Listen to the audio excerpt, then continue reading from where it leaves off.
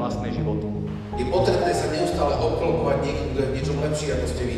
Choďte mimo svojej komfortnej zóny. Skúšajte po krôčikoch opúšťať to, kde sa cítite bezpečne a isto.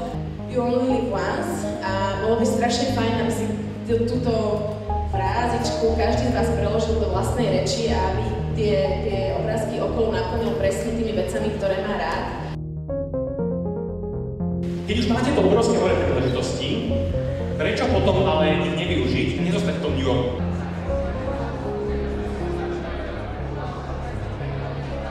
Čo som sa naučil som sa to, že práve že taký dobrovoľník vôbec nie je niekto, kto sa nudí alebo kto proste nemá čo robiť, ale je to práve že človek, ktorý má čo robiť, ktorý je povedzme úspešný, aktívny, veselý, ale napriek tomu chce ešte niečo navyše robiť pre svoje okolie.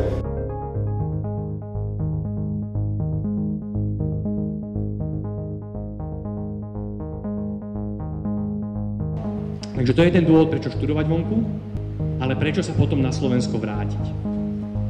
Prečo som sa vrátil ja?